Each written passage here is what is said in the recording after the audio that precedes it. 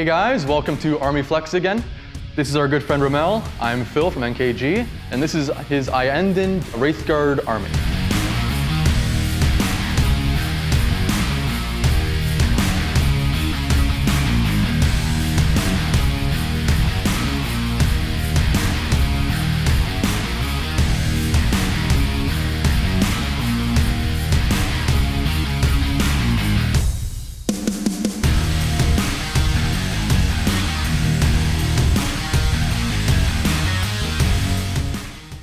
Thanks for coming, Rommel. This army looks beautiful, really nice. Why'd you pick yellow and blue? Well, I chose yellow because quite a few hobbyists say that painting yellow is quite difficult and a challenge, and I wanted to try doing that. And I also wanted to paint an army that was with green bases, kind of a harkening back to the way the style of bases were in the 90s when I started the hobby. Okay, so this is not a lot of models in comparison, but how many points is it together?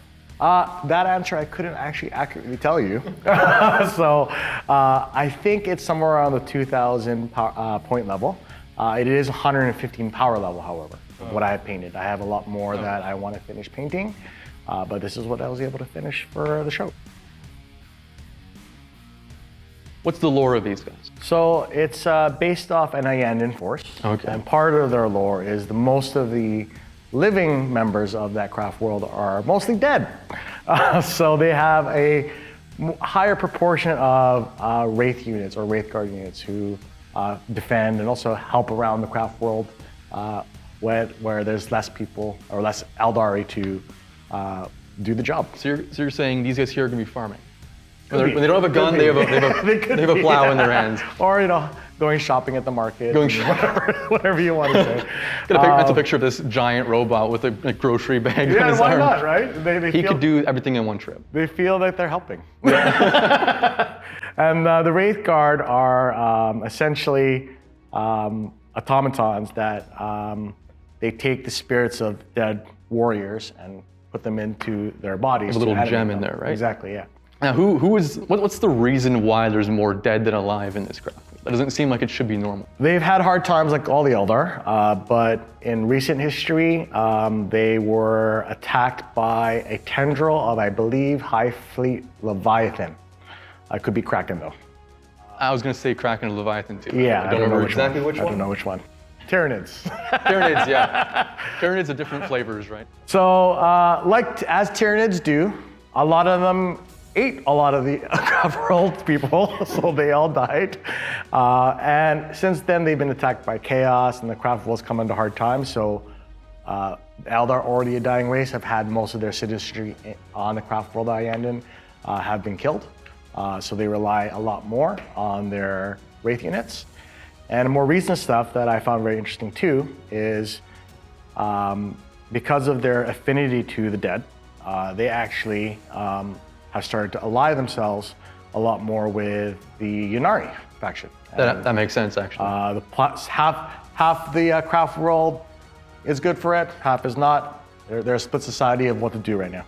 That sounds like the Eldar to me. It sounds like the Eldar to me. Sounds like people. Sad, they've hit some rough times, a little bit. In comparison to the rest of the craft world, That's they're why a little they have bit. such a vibrant color scheme to make up for the sadness.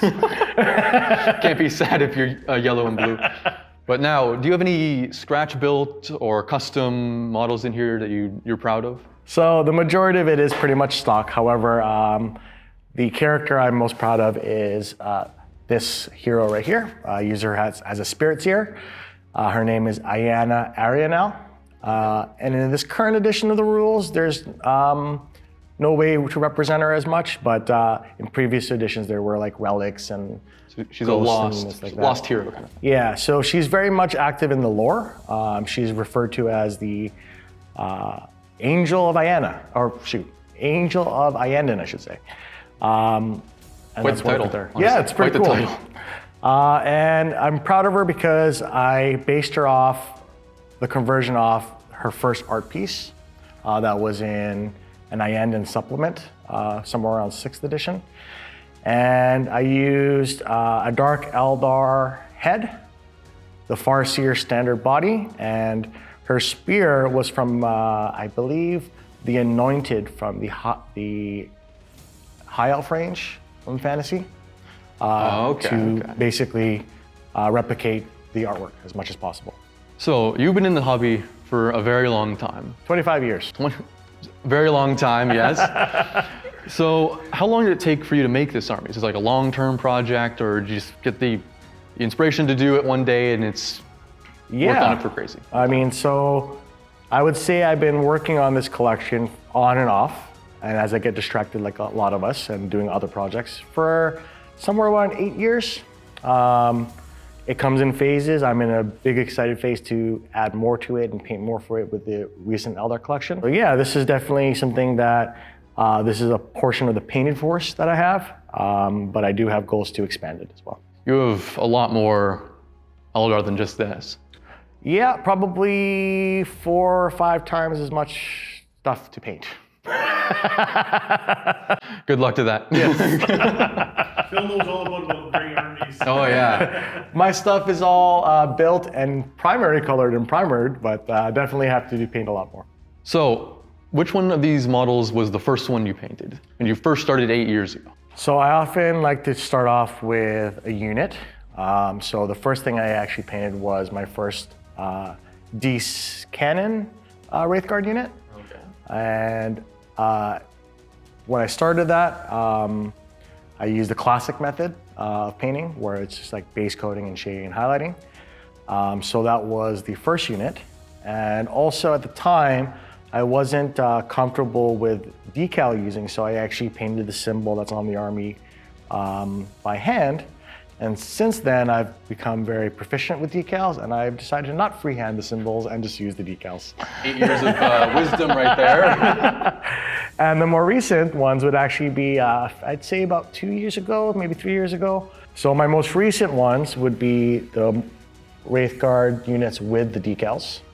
And with those ones, I actually used the GW contrast paints as actually the main thing. So there's a bit of color difference, but sheer letter effect as a wide effect, they still look great together. So They do.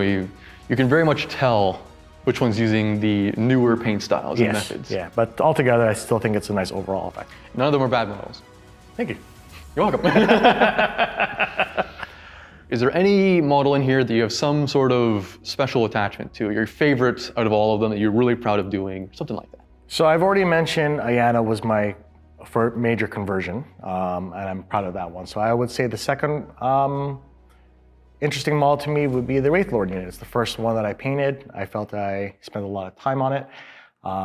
And part of the story, you mentioned Iyanden's been through some hard times. Understatement. Iyanna herself, she has a hatred for Chaos because a Chaos fleet attacked the Craftworld, and apparently they nuked her family home. So she doesn't like them very much. She has a bit of a grudge about that. A bit of a grudge, imagine, yeah. So this is going to be the first of 3 Wraith Lords total I plan on having, and I wanted him to kind of look like the leader, and I really enjoy like at ease poses for like heroes.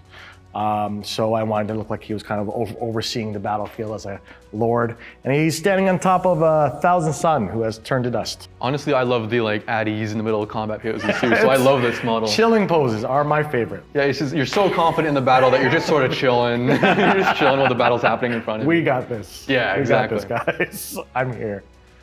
So how'd you even get into this hobby 25 years ago? So I was playing basketball in Scarborough with some friends when I was 15. And after doing very poorly at that, we went into the house, and there was a dining room table full of Warhammer models. I didn't know what it was, but I knew I was into it. And I asked them, where did they get this? Love at first sight, huh? And they told me that there was a store at our local mall in Scarborough. And it was History after that. Now you have this and a lot more at home. Quite a bit, yes. But on the verge of my wife not accepting it anymore. That's the line you gotta be on all times. So as was mentioned in the last Army Flex that we did, I'm more of a gamer. I'm not a big painter of this hobby. Okay. But you clearly are. So what else do you like about this hobby?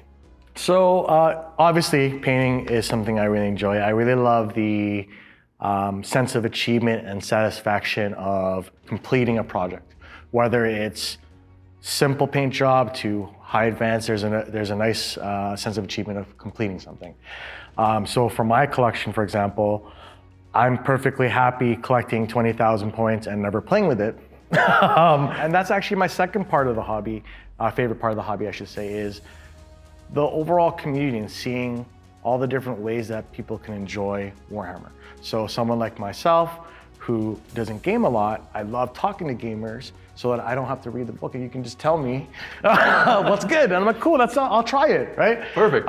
So that sense of like, there's so much ways to enjoy Warhammer, whether it's gaming, whether it's building and painting. Another joke that I like to say is sometimes some people's favorite part of Warhammer is acquiring Warhammer. I'm just buying the Warhammer. Buying the boxes. buying the boxes. Everyone's got their pile of shame, but some people have a mountain of shame. I have a garage of shame that I had to build hardcore storage enough to carry 500 pounds. You have an excuse because you've been in this hobby for 25 years. You have that excuse. Now, with this army, would you recommend it for building and painting it for new players, or is it more of an advanced hobbyist goal? I would say that painting a yellow army is always going to be difficult because brighter colors will show splotchiness more, so it's a bit harder. However, if you want to do it and the more you practice, you get the help either by videos or hands-on guidance from someone. Don't let something being hard stop you from achieving a goal. Fair. Especially with things like contrast paints that can make it look pretty good. And something I learned from an old boss a long time ago was the best color is finished. The models look great already. We're basically just coloring them in, and if you at least get most of the colors detailed, it'll look pretty good. So for beginner, I wouldn't recommend painting yellow. However, if they wanted to do that, just gotta find the way that it would be easiest for you to do that. So a funny story about my Iyanden miniature, which is one of my favorite in this collection, is as I was packing this army, I noticed that her finger was broken. And if the army was going to be showcased, I couldn't have my favorite army leading character with a broken finger when she's trying to cast magic. So I poured through my collection, all my bits, I couldn't find a suitable hand. And the only thing that I could find that was suitable was Eldar hand. So long story short, I'm going to be buying a new Eldar model as soon as I can. He sacrificed his hand for the greater good, you might say. Of the difficulties of painting yellow, this army, when I first started it, it actually caused me to go blind in my left eye temporarily. Because I was treating my body like I was still 20 when I was in mid-30s or 30s or so. And all the amount of edge highlighting across every single curve, and Eldar very curvy, caused me to go blind. And as I was painting, I'm like, it's okay, I can do it. It'll be fine. Everything's fine. What can go wrong What here? can go wrong? I'll just keep going. Yeah. It's getting worse. It'll get better. No. If your body's telling you to stop, listen. So this is your first one that's fully painted. You have a couple other Craftworlds that you're looking at. Which one is your next goal, you might say? So short-term goal, I do want to complete this army, and that is going to consist of 2 more Wraith Lords to follow the leader Wraith Lord, as well as I think I would like to add 2 more Wave Serpents so that all of my shooting Wraith Guard have a transport, as well as a Spirit Seer model, the latest one that came out, and also a Webway Gate, so that if I'm not using the transports, my slow-moving Wraith Guard can pop out and TP. Are you talking the GW Wraith? Yes. Okay, Yes, talking about the GW. I want to paint that one. Long-term goal, this Iyanden army is one of several Craftworld themed armies that I want to do, and generally I am theming it, each Craftworld off what they would kind of stereotypically be themed as. Their specialty, you might say. Yeah, so for example, my Siam hand collection will be a lot of jet bikes and fast moving stuff. I'm really excited about starting my Ally Talk army, which will be more rangers and vehicles and warwalkers, that kind of thing. I have an Althaway army that I want to do with primarily Guardians and heavy weapon platforms, and Eldred that I need to buy again. Poor Eldred. Also, a Ynnari army, which is actually kind of dark Drukhari themed. And the overall idea I have for this is I call it my Power Ranger collection. So each Craftworld will have a character to be the Ranger and a centerpiece large model. In this case, it'll be a Wraith Knight.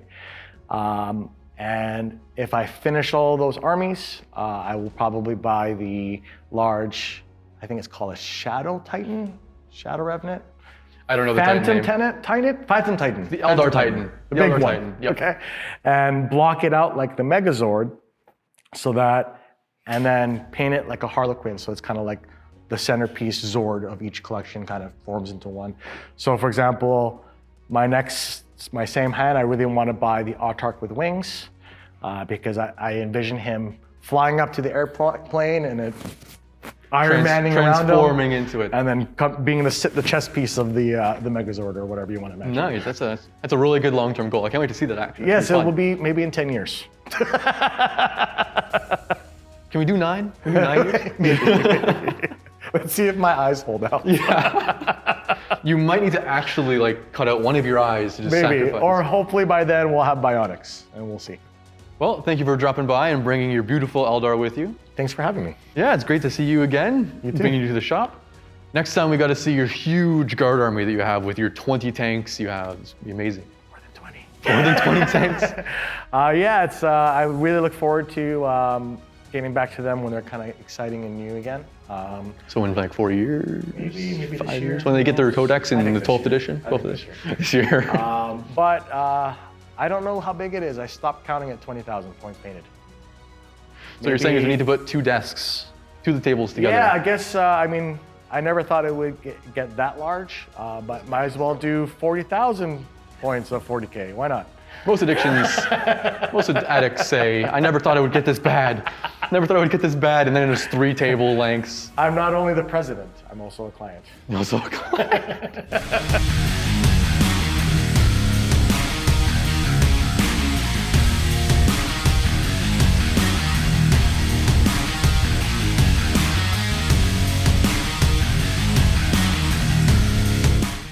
Thank you guys for joining us in this Army Flex. Make sure to like and subscribe if you like this video and want to see more. And let us know about your Eldar and what's gotten you excited to do it again with the new releases. See you next time.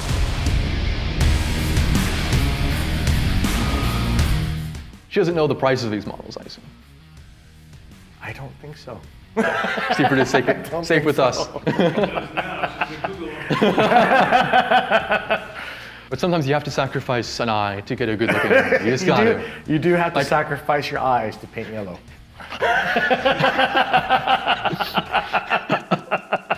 In this hobby, you don't sacrifice an arm and a leg. You sacrifice your eyes and your hands. For sure.